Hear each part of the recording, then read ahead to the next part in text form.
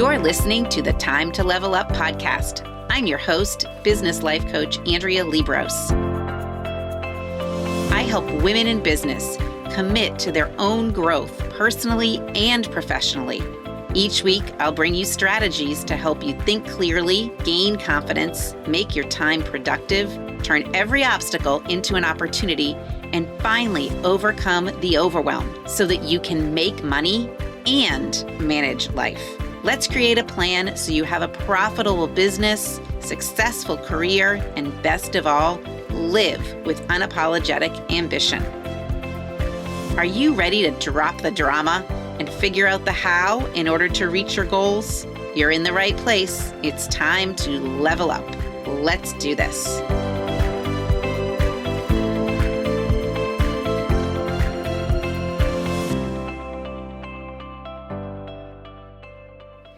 Hey, Time to Level Up listeners, welcome back to the podcast, episode 50. Can you believe it? I have not recorded a solo episode in a while, so I'm excited to do this today. I tend to batch my episodes, and that means that I record a couple at a time. So I haven't recorded one in a while, and I am back in my closet in the basement recording just like I usually do when I do these solo episodes. So before we get started, I just wanted to mention that on November 2nd, I am hosting a free masterclass called I've Got This. And in that class, it's going to be 30 minutes over 3 days, 3 30-minute segments. Yes, the replay is available. We're going to talk about how do we acquire that confidence, that feeling of I've got this, so that nothing can really push us off track. We can stay on track, moving forward towards our goals or keeping our routines, whatever it is. How do we get that feeling I've got this? So I hope you join me. To register, you can go to andrealiebross.com/got-this, and the link will also be in the show notes. Okay, so today's topic, which kind of has to do with the I've got this theme, is one which I have come up with after talking to a lot of prospective clients. And when I talk to prospective clients, sometimes one of the things they say is, I just can't seem to catch a break. And in this land of COVID that we're living in, this I just can't catch a break is a theme, I think, but it's also a theme in any time in life. I also read over the weekend a New York Times article that was titled What to Do When You Can't Catch a Break, which really made me decide that this is what I needed to record this week. So I'm going to share with you both some of my own thinking, and I'm going to intersperse it with some of the thinking from this article that was in the New York Times. All right, so we've all had one of those weeks when the car breaks down, when potentially you feel like there is trouble at work, when you spill red wine on your expensive jacket, when a family member gets sick, right? We've all experienced that.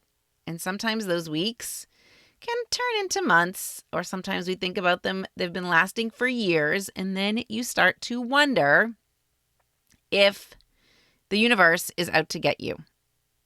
And I would say this year, or this past 18 months, potentially has been one of those weeks on a giant scale. So in this article, they actually address this. And a researcher by the name of Sheldon Solomon said, the sad truth is that the pandemic and all of the upheaval it's caused is nothing compared to what's going to be happening in the next decade in terms of weather events. Okay, so I had to stop and giggle a little bit. Usually, my clients are not super worried about weather events unless you live in Louisiana or California, where I do have people living there. North Carolina sometimes gets hurricanes, but a lot of times we are not thinking about this in terms of weather events. But really, when you think about it, think about how those hurricanes keep washing ashore week after week. All right, but now what do you do about it? So this concept of not being able to catch a break is really driven by our primal fears. You know, those fears that I call the motivational triad. When we want things to be safe and easy and efficient so we can stay alive. And when bad things happen, especially when those things seem kind of random or meaningless or out of our control, we crave that sense of understanding and ultimately control, right? We want to understand, which is part of the reason we talk about it with other people, because we want to gain or garner some acknowledgement, some approval. We want someone to commiserate with, right? Don't we always want people to commiserate with? And by finding that commiserating, it helps us kind of, we think, create a sense of understanding and control. All right. But think about this. If a family member has an illness, okay, and this just recently happened to me with my mom. We figured out, or we had some doctor tell us that she had a specific diagnosis. And then I went into research mode, right? I researched treatments. I looked for doctors. I joined some Facebook groups about it. And why did I do that? There's very practical reasons, but there also are reasons where it helped me feel productive, like I was doing something about it, right? It gave me a sense of control over the outcome. And it was serving a purpose in the sense that I wanted to change something outside of me, so to speak, or so I thought. And I wanted to find some way to control what was outside of me. However, even when we think we can be in control, we really can't. Because control, I hate to tell you this, is a feeling, and it's kind of an illusion. But when we feel in control, we feel better, right? So think about this. Go back to that motivational triad. Everything we do is because we want to feel a certain way or not feel a certain way. It's kind of very primal, right? And when a series of I can't catch a break events, when these unfortunate events, when they seem unrelenting, we lose that sense of control and we find ourselves stuck in the downward spiral, a little tornado, speaking of weather, of negativity. Okay? So when we don't know what's going to happen, we can get stuck and we can go into a loop. And then what happens is we start to think that everything is negative or everything is going wrong. All right. And we start to become we abandon all positivity or all control. Okay. So what do we do? Again, what do we do? We need a way to process these things. And that, my friends, brings me to my favorite tool, the model. Okay. So this is tactic number 1. And if you haven't listened to any of my episodes about the model, I encourage you to download the podcast roadmap, AndreaLiebross.com/podcast-roadmap, because it will direct you to episodes about that model, my number 1 tool, which really is a way of processing our negative and positive experiences. And it helps us sort through what's happening and what we're feeling in a very, very systematic and formulaic way. Okay, but think about this. Not only is the model a formula, it's also driving us and giving us an empowered mind and showing us that we actually have options on what we think. And we don't necessarily have to think we can't catch a break. So, back to my New York Times article. So these researchers went on to do more experiments where they asked people to look at things as if they were an outsider, which I think is kind of the same thing or the same type of tactic as when I ask my clients to eavesdrop in on their own brain or observe their thoughts. Okay? So when they did this experiment, some of the subjects were told to remember a certain experience through their own perspective. So they were fully immersing themselves in their negative emotions, while others were told to remember the event objectively using what these researchers called self-distancing, which is really like you imagining the situation as if you were an observer or a friend looking over the situation. Okay? Now, this is like using the model, because when we use the model, it helps us look in or observe as if we were a friend or as if we were an outsider. And when we do that, it's really easy to weigh in objectively on a situation without getting sucked in emotionally. Okay, but when we're so immersed in the situation, when we're stuck in our own peanut butter jar, when we're zoomed in so tightly, it's really hard to have that big picture perspective, right? Think about it. When your friend shares with you a situation or your spouse shares with you a situation, it's really easy for you to give them the solution. It just seems obvious because you're the outsider, but it's really hard when we are the one in the situation. Okay, when we're in the peanut butter jar, we can't read the label, which is really why coaching is such a valuable tool. Okay, and why using tools like the model is really effective. Hey, Time to Level Up listeners. On November 2nd, 3rd, and 4th, I will be holding a free masterclass, the I've Got This masterclass. We'll meet for 30 minutes each day, and yes, the replay is available, to talk about how you can stop feeling like you're in a game of dodgeball, where things are always being thrown at you, where, boom, there's another whammy, sick kid, dogs vomiting, boss changed the deadline, COVID, all the things. Learn how to adopt the mindset of I've got this. Go to www.andrealiebross.com/got this to register. See you on November 2nd. Now, recently, I recorded an episode with my client, Beanie Klein. It's actually going to be the episode after this, episode 51.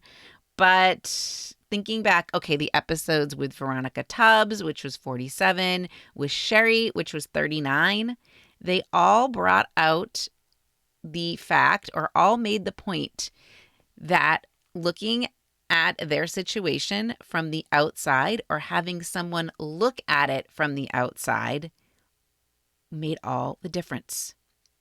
Okay, so these researchers, just like I've found that when people used the self-distancing or observation technique, their stress levels and their physical health improved, and they were better able to solve problems and resolve conflicts.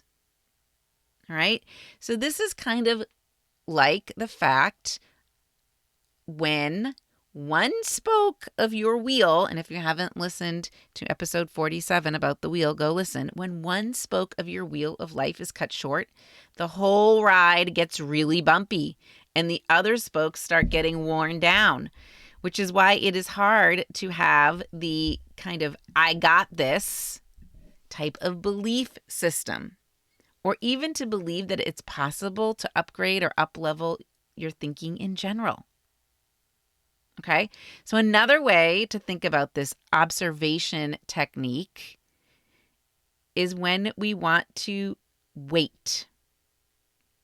Okay, when we are really waiting, when I say I'm going to wait and see how it goes, we are waiting for negativity or stress to pass in one area of our life.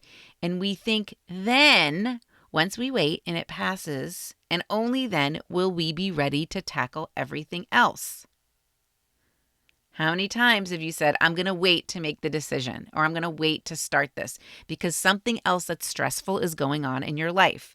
But if we look at life as an outsider, as the observer, we know that when one area cleans up or when the stress goes away and from one thing, there's going to be another one waiting in the wings. So really, there is no sense in not addressing any area of life or anything that you're seeking change in right now. Because if you do and you elevate that area of life, it's only bound, or you're only bound to elevate all the rest. Okay, so number one is be an outsider, okay? And this is similar to visualization, where you can kind of see something or visualize something from the outside. It creates distance. By having that distance, you are trying to see how things could be different. Okay, now there is research that the more negative or intense an event is, the more likely we are to replay that event from a first-person perspective. However, when the experience is less negative, we tend to adopt the role of an observer. So again, people tend to remember the negative more than the positive. But you can manipulate this and replay these scenes or scenarios as if you were a fly on the wall. Okay? So instead of watching the scene play out in your own eyes or in your own brain, watch yourself in the scene as if you were your spouse or your coworker, or watch it from your kids' perspective. They always have a great perspective. And then if we do that, most of the time we can see what someone else sees and put it in the model, because the model helps us do this in even a more systematic and formulaic way. That's why I love it. Okay. All right. Number 2, embrace routines. So if you are feeling, again, that you can't catch a break, I am going to encourage you to embrace routines. So routines can really be an effective way to regain that control or that stability after what you might kind of considered a series of bad luck. Okay. They can also help reduce anxiety. And staying or maintaining a routine really does give us that sense of control, and they also can make us more resilient from setbacks. So I'm thinking about this. Over the last month, my day-to-day has been very different based on my family situation. And one of the things that I have tried to do, sometimes more effectively or successfully than not, is to maintain some sort of morning routine, because it helps me feel in control. It helps me reduce anxiety. Now, in the article, they didn't use the word routine. Okay, so these scientists and researchers were using the word ritual. I kind of find that word ritual a little intimidating and maybe not necessarily friendly, but it does serve the same purpose, because as they point out, rituals allow us to come back to something that is comforting and familiar, no matter how out of control our life feels. So think about this. The outside world can be buzzing at full speed, and there can be confusion and uncertainty. But humans, we can take comfort in knowing that there's a ritual if we need it. Okay? These researchers actually performed a study where they took students, they observed students taking a test. The students taking the test that had some type of routine or ritual built into their daily lives performed better on the test and did not experience as much anxiety. The students that had no rituals and were kind of flying by the seat of their pants all the time, they made more errors. So they introduced the ritual and routines to these students without it. And they took the test or a different test again. And it did help them refocus and avoid making mistakes, which was so interesting. So think about this. Even when we feel like nothing is going our way, these routines can be grounding. They can remind us about the things that are important. Okay, and it's kind of symbolic of action that can't be taken away, regardless of how bad things may be. Okay, so number one was observe, be an outsider, eavesdrop, okay, on the situation. The second is embrace a routine. And the third, we're up to number three. Number three is accept your negative feelings. Okay? Because if we're trying to avoid negative emotion completely, that can backfire.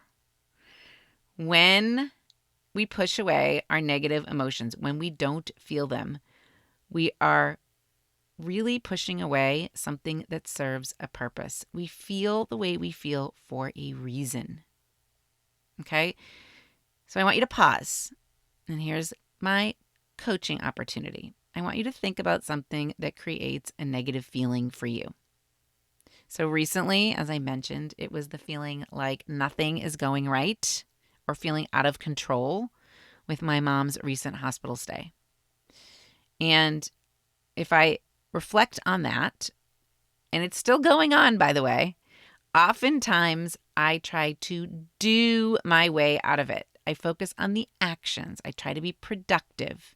And I don't allow myself to actually feel the negativity of the situation. So yesterday, they were attempting to discharge her from the hospital, and they were all ready to take her to her next rehab location. And, sorry, we need to do a COVID test. So you can't go today. You can go tomorrow. So I got angry.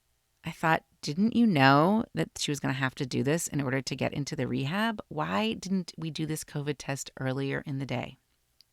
But here's what I did. I paused. I put my hand on my heart and I sank into my feelings. Think about that. Sinking into your feelings. And when I do that, and when I did it yesterday, it actually created a sense of calm. The negative feeling didn't necessarily disappear, but it didn't feel as heavy. Now, I had to take a minute to do that. I had to create the space to do it and the time to do it, which literally was a minute. But when I did it, I felt so much better. And I realized, you know what? This is just the world we're living in. So this is to say that negative feelings do have a purpose. They have a function. They help us navigate. And you do want to have kind of a repertoire of negative emotions in your brain. Otherwise, you'd be in trouble and you wouldn't be human. Kind of like when we touch a hot stove, it motivates us to move away from the hot stove. It serves a purpose. Okay? But back to the article. When the negativity becomes toxic, when it persists, it becomes toxic. And we don't want it to get to that point. So the challenge here is to understand how to rein that in so that we don't get stuck. Dr. Cross in this article said the challenge is to understand how to rein that negativity in so we don't get stuck and it doesn't become toxic. And he went on to say, and I would completely agree with him, that part of the challenge is learning to become comfortable with the discomfort of uncertainty. And that's exactly what I did yesterday. So I thought, Well, now they're saying she's going to go tomorrow. Who knows at this point, because she was supposed to go 3 days ago. So I had to become comfortable with the discomfort of uncertainty. Okay, let's wrap up. So when you're telling yourself, I just can't catch a break, you've got some options. Option number 1 is to be an outsider, to eavesdrop in on your brain, to pretend that you are someone else looking in on the situation. And you've got tools like the model to help you do that in a very formulaic way, but you can do it in a very unformulaic way. But what I worked with my clients a lot on is having a system for handling or looking at situations so that you can solve for it. And that's where the model comes in. Okay, number 2, embrace routines. Routines give us a sense of control. They reduce anxiety. They actually help us function better in all parts of life. And that's why we always want, have you noticed how we always want to have habits? Because we know that if we can form a habit, usually it's going to help us. The good kind. And then number 3, accept your negative feelings. Be okay with having them. Don't avoid them completely. But the trick is catching them before they become toxic, before they get to a point where you become stuck. And sometimes accepting them means pausing, putting your hand on your heart, and really sinking into it and saying to ourselves, of course, I feel this way. That was a trick I learned from Coach Danielle Savory. Okay, my friends, that's what I have for you today. I hope that was helpful.